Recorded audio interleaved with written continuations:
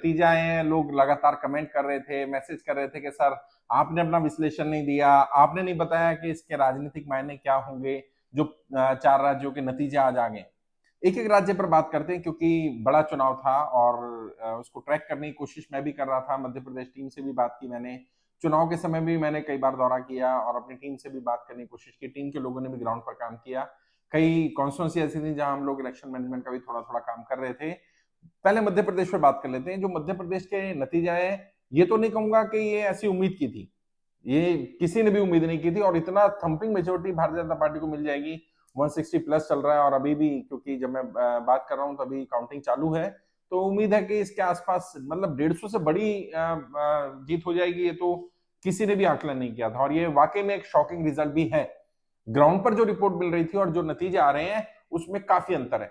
Ground पर लग रहा था कि एक एंटी इनकम्बेंसी है, 18 साल का शासन है और कांग्रेस ने जिस तरह से अपने वादे किए थे और कई राज्यों में जिस तरह से फ्री बाइस का एक कॉन्सेप्ट चला है लोगों के लिए, अलग अलग योजनाएं देने का जिसमें डायरेक्ट बेनिफिट मिले, पैसा मिले, तो लग रहा था कि शायद कांग्रेस को जैसे कर्नाटका में लाभ हुआ, हिमाचल प्रदेश में लाभ हुआ, वैसा ही यहाँ होने वाला है।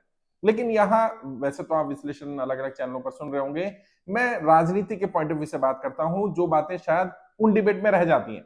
मैं भी सुबह एक टीवी डिबेट में था, वहां भी मैंने वो बातें बताने की कोशिश की, लेकिन मैं फिर भी पर्दे के पीछे जो बातें ऑब्जर्व की गई है, इस नतीजे के क्या मायने हैं, राजनीतिक मायने क्या है, उस पर बात करते हैं। सबसे पहली चीज तो ये क्लियर हो गया कि जनता अभी आने वाले समय में, वर्तमान में भी और आने वाले समय में भी, अब विकास पर, डेवलपमेंट पर या जनता को डायरेक्ट बेनिफिट पर राजनीति होगी। कोई भी पार्टी अगर वाकई में सत्ता में आना चाहती है या जनता को अपने साथ जोड़ना चाहती है तो जनता को बेनिफिट देना पड़ेगा और सिर्फ बोलने से काम नहीं चलेगा, वो बेनिफिट दिखना चाहिए। जैसे शिवराज जी ने लाडली बहन योजना की, और भी योजनाएं की, लेकिन लाडली बहन योजना का इसलिए जिक्र कर रहा हूं, डायरेक्ट उसमें पैसा आ रहा था बहनों के खाते में। और किसी भी राज्य में आधी आबादी महिलाओं की होती है, महिला अगर कहेगी तो पुरुष वोट डाल देता है। अब वो जमाना नहीं रहा कि पुरुष के कहने पर महिलाएं वोट डालती हैं, तो अभी उल्टा भी हो गया है। तो इसका एक लाभ मिला जो अंडर करंट कोई भी पढ़ नहीं पाया, ना कोई सर्वे वाले पढ़ पाए, ना एग्जिट पोल वाले पढ़ पाए, ना पार्टियां भी। और अभी एक भारतीय जनता पार्टी के नेता से बात हो रही थी, वो कहते हैं कि हमें भी उम्मीद नहीं थी। और सच में भारतीय जनता पार्टी के नेता चाहे प्रवक्ता कुछ भी बोले आज कि हमें उम्मीद थी, ये था वो था, लेकिन नहीं। लेकिन इसमें एक तो उन योजनाओं का लाभ है, वो योजनाओं को लगा कि, और क्योंकि उन्होंने अभी तो कम पैसा दिया और आगे आने वाले समय में इसको 3,000 या शायद हो सकता है उसको भी उससे भी ज्यादा करेंगे, तो लोगों को लगा कि नहीं, एक मौका और देना चाहिए शिवराज जी को। और शिवराज जी मुख्यमंत्री बनेंगे कि नहीं बनेंगे, इस पर भी संशय था। मुझे लगता है अब वो काफी तक क्लियर हो जाएगा। भारतीय जनता पार्टी को उनको एक मौका दे देना चाहिए, मौका मिल जाना चाहिए उनको। लेकिन केवल उनके योजना से या उनके चेहरे से वोट मिलाओ ऐसा भी नहीं है, कुछ और चीजों ने भी काम किया। भारतीय जनता पार्टी की एक रणनीति जो अपने सांसदों को भेजना, अगर सिटिंग सांसद को भेजा जाएगा और वो जीता हुआ है वो व्यक्ति वहां से, तो उसका इन्फ्लुएंस 4-5 लोकसभा विधानसभाओं में होगा ही होगा। अब मान लीजिए एक व्यक्ति एक लोकसभा में जाता है, उसके एरिया में 5, 6, 7 कई जगह विधानसभाएं पड़ती हैं, तो हर विधानसभा से कुछ कुछ वोट उसको मिले होंगे, तभी वो सांसद बना है। और जब वो जाकर के प्रचार करेगा एक एरिया में, तो केवल उस एरिया तक नहीं बल्कि बाकी एरिया में भी उसका इन्फ्लुएंस जाएगा, उसका मैसेज जाएगा। और यदि ये स्ट्रेटजी सफल हुई है तो आने वाले समय में और पार्टियों को भी इस पर सोचना पड़ेगा कि सांसदों के टिकट काटने की बजाय, जो कि अमूमन टिकट कटते ही हैं, जब 2014 में जिन सांसदों ने चुनाव लड़ा उनमें से कईयों के टिकट कट गए, 2019 में बीजेपी में भी और कांग्रेस में भी, अभी 2024 में भी कटने वाले थे। हाँ, ये और बात है कि अब कुछ के टिकट बच गए क्योंकि वो मंत्री बन जाएंगे राज्य में और हो सकता है उनको अच्छा पोर्टफोलियो भी मिल जाए। और कुछ ऐसे भी होंगे जिन्हें सांसद से लड़वाने के लिए, जिताने के लिए भेजा गया था, जीत जाने के बाद वो सांसद बने रहेंगे, विधायकी छोड़ देंगे। ऐसा भी देखने को मिल सकता है, वो आने वाले समय में आपको समझ में आ जाएगा। तो एक उसका भी बड़ा मैसेज गया, बड़ा स्ट्रॉन्ग मैसेज गया और उसमें उन्हें काम करने का मौका मिला ग्राउंड पर। अपनी विधानसभा तो स्ट्रॉन्ग करनी ही थी, आसपास की विधानसभाओं का। और जो मैं भारतीय जनता पार्टी के बारे में हमेशा बोलता हूं, भारतीय जनता पार्टी एक तो संगठन के रूप में काम करती है, जो उनका भाजपा का संगठन है, इसके अलावा 50 से ज्यादा संगठन पैरेलली भारतीय जनता पार्टी के लिए काम करते हैं। यहां देखा गया आरएसएस उदासीन नहीं था, जैसा कर्नाटका में था, जैसा हिमाचल प्रदेश में था। आरएसएस ने एक्टिव मोड में काम किया है और जो सेकंड फेज था, सेकंड फेज के चुनाव के बाद आरएसएस ने ज्यादा एक्टिवली काम करना शुरू किया, उससे वोटिंग परसेंटेज भी बढ़ा और मैसेज गया कि हाँ, अब इन 4 राज्यों में, 5 राज्यों में आरएसएस एक्टिवली काम कर रहा है।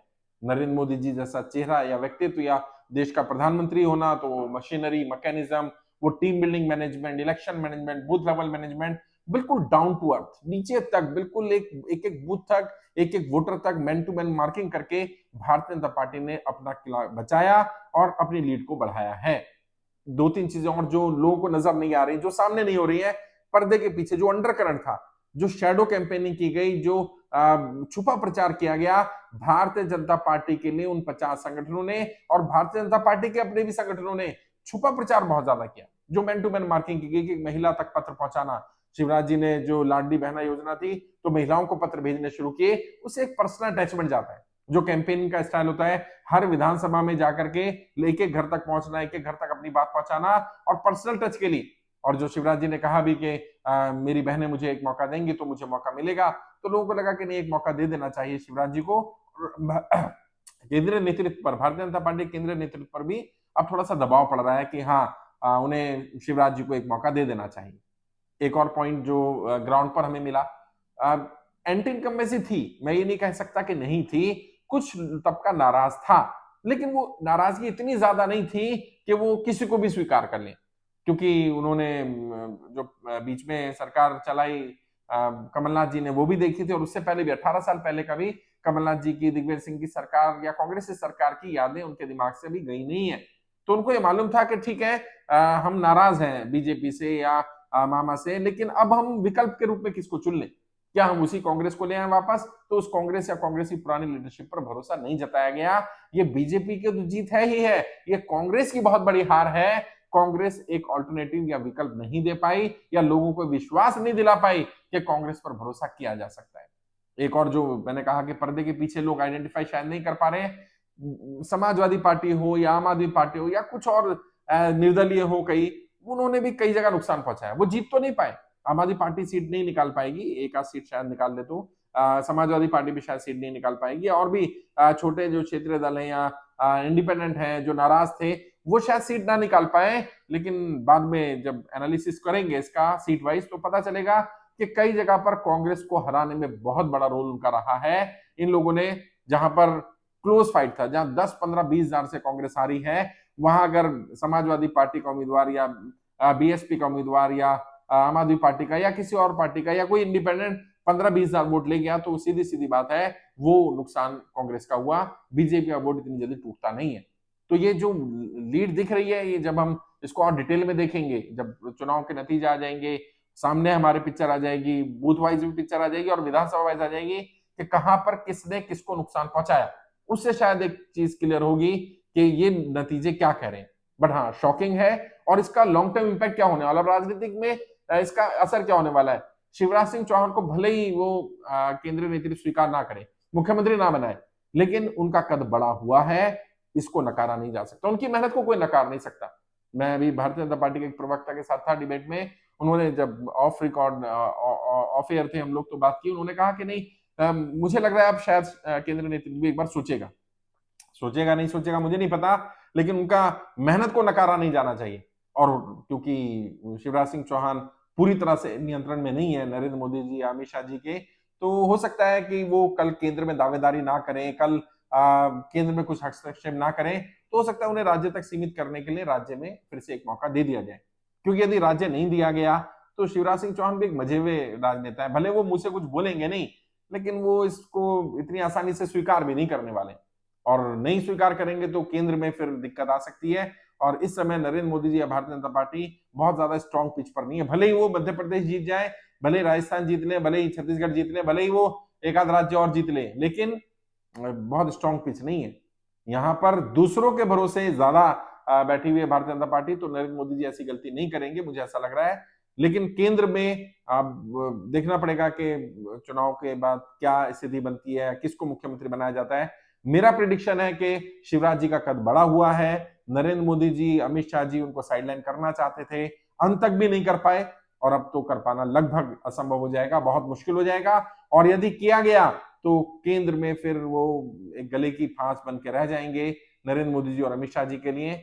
मोटे मोटे तौर पर ये है, और ये बीजेपी की जीत है नो डाउट, और शॉकिंग भी है, रिजल्ट हैरान करने वाले हैं, क्योंकि ऐसा एक्सपेक्ट नहीं किया था। अंडर करंट भी था, कुछ एंटी इनकम्बेंसी भी थी, लेकिन योजनाओं ने काम किया और कांग्रेस की एक बड़ी हार है कि कांग्रेस मतदाता को विश्वास नहीं दिला पाई कि कांग्रेस एक अच्छा विकल्प हो सकती है, वो बेहतर सरकार चला सकते हैं, बेहतर सरकार दे सकते हैं, ये मुझे लगता है। बाकी इस पर और एक दो दिन बाद या एक हफ्ते के अंदर अंदर विश्लेषण करके और ज्यादा अच्छी तरह मैं बता पाऊंगा कि कहां क्या रहा, कितनी सीटें किसके कारण कांग्रेस हारी या किसके कारण भारतीय जनता पार्टी जीत पाई, उनकी रणनीति में क्या चीज ज्यादा बेहतर रही, उनका मैकेनिज्म, उनकी मशीनरी, उनकी मैन टू मैन मार्किंग, उनके लिए 50 संगठन का काम करना, ये तो उनके लिए एड ऑन है ही।